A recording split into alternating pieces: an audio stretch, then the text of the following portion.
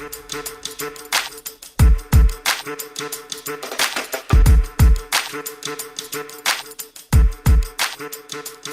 everyone, let's see if we can change some minds tonight. So every week now, Matt and I have been doing some kind of story on COVID, and normally we are talking about the death numbers or how dangerous it is for certain groups. And recently we covered just how disturbing it is that we don't seem to be doing enough to protect the youth, who is disproportionately more affected by the Delta variant than anything that existed within the realm of COVID last year. And so recently, the Texas governor tested positive for COVID-19. And if you're not familiar with Governor Abbott, he's very anti-science and protecting children when it comes to COVID, and has banned mask mandates in public schools in his state. Wait a second. I'm going to sound a little ableist here, but I don't care, because I do think that sometimes people deserve the shot they take. So you mean the guy who lives a life of somewhat luxury because of the science afforded his position, given some of his disabilities, doesn't actually like science when it applies to other people, just himself? Because he's had both the vaccines. He had a booster, I believe. Correct me if I'm wrong. So someone who has his own personal issues is totally willing to take advantage of the healthcare, the science, the medicine available, but his messaging tells you not to. You do with that what you want to. I can't confirm whether or not he's had a booster, because I don't think anyone can have a booster until it's officially approved, and which is not supposed to happen until next month. But what you might be thinking of is that he's had, is it Regeneron? Is that what I'm trying to say? Yes. And which is, I think, what the former president, Trump, had when he got COVID.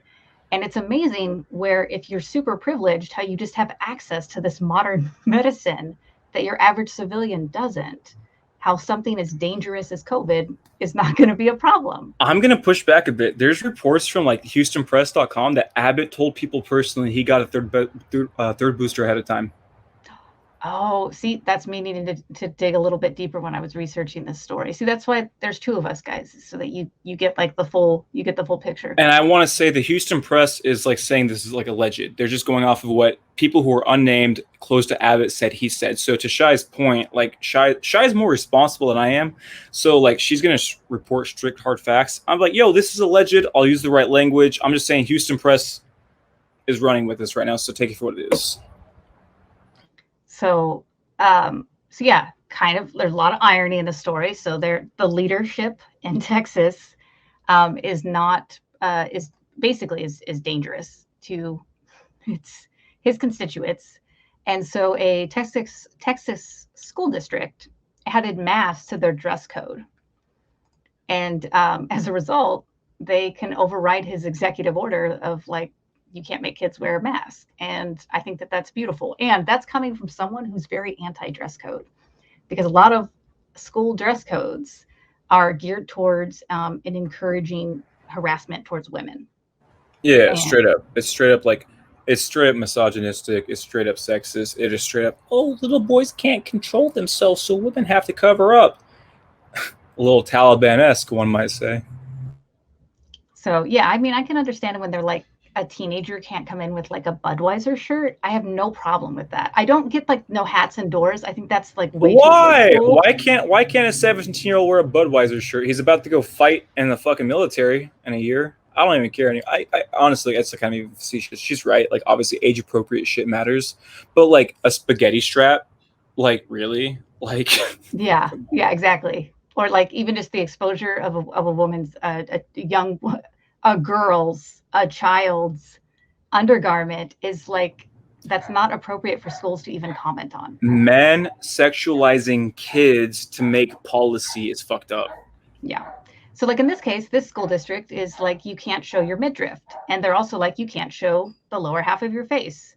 And I endorse one of those. Because plus it's the state of Texas. I've lived in Texas before. It's hot year round. Yeah.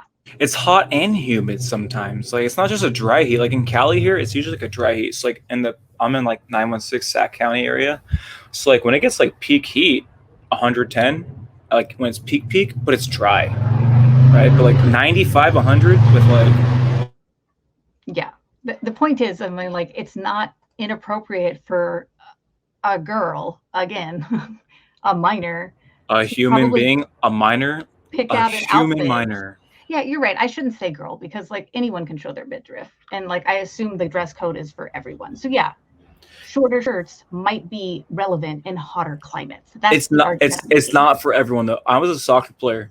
I wore soccer shorts a lot of the time because I don't give a fuck. I don't care. You know, so like I'll just be straight. This is kind of anecdotal, but a lot of boys and men are kind of like they don't want to wear like short shorts or something because like so for example like basketball players in my era growing up like the early 2000s wore like hella long baggy shorts like below the knees. I'm a soccer player, like I said. I wore those short shorts. The school never said anything about my shorts not being like the proper thigh high or anything like that, right? Yeah, And for the girls, it's like knee high, right? A little bit of a knee and shit like that. So yeah. No, when I was in high school, they had relatively strict what am I trying to say here? Dress codes for girls in dresses and skirts, but it was expected if it was a home game, the cheerleaders should wear their outfit, their uniform, excuse me, their uniform all day long. So it would be the dead of winter, and you would have girls who wouldn't be, they'd be wearing like a flannel up here, and then their coat would be dripped over their bare legs because they were freezing. And their cheerleading outfit, uniform, which for anyone who doesn't know is significantly shorter than what the dress code was for a skirt or dress. So yeah, but you know, team spirit. team spirit in high school football brings in money. And it all comes back to like not funding the education system correctly. So yeah, and pivoting so back to so okay. to be really vulgar, because I know you want to get back to the point. So basically, high schools are pimping out your fucking daughters because they don't want to pay for education. That should be a meme because I think it's 100% accurate. Um, and so at least 21 Texas school districts have vowed to defy the governor and require masks. Now, whether or not they're going to have the same exact loopholes, the articles didn't say, but good on them. I hope that number grows. And I encourage any school districts in Florida to do the same because their governor has not only banned mask mandates, but has threatened to defund any school districts that requires them, which, as far as I can tell, is not technically legal. I think that there is a loophole if you are willing to jump through enough hoops. So, and then pivoting from school districts, just a friendly reminder that your rights are not infringed on if a private business requires you to wear masks, requires their employees to wear masks, or even provide proof of vaccination. Can we just talk about two things real quick? I thought I was done, but I wasn't done apparently. So two things on that note. Number one, HIPAA applies to fucking medical like people are actually like in the practice of medicine. It does not apply to a fucking private business, which absolutely has the right to mandate vaccines should they choose. I'm not saying I agree with it or not, but that's their right. And here's the fucking irony of it. About 7 days ago, Indiana University students challenged the vaccine mandate. And guess what happened? They got to the Supreme Court, and Miss Barrett, you might remember she was put in there by Trump, she cited the Baker case from Florida saying that nope, universities can mandate this. The irony was too deep. Wait, you mean a Trump fucking nominee citing the gay Baker case? That's what I'll call it, the gay Baker case, just to make it easy, right? We had a Christian baker who didn't want to make specific cakes for people, like for gay people in their wedding, and that was ruled okay. So Trump's nominee cited that court case and said, nope, you got to get your vaccine if you want to go to school. Yeah, no, I was like, I wonder if she has any children in college, but good on her. Good on her.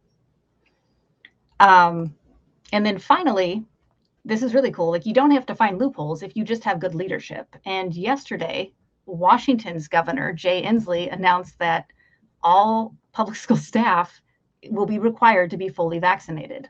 Everyone from the bus drivers to the volunteers to the coaches and the teachers, of course, have to have, I'm sure there's exceptions for people who literally cannot get the vaccine, but like, just because I'm like, I don't want people to say, if you talk in absolutes, people are going to get upset.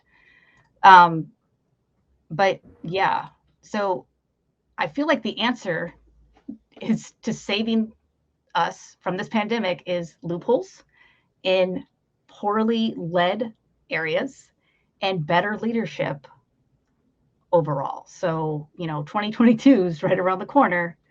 And there's a lot of people who don't have your best interest in mind. So vote them all out.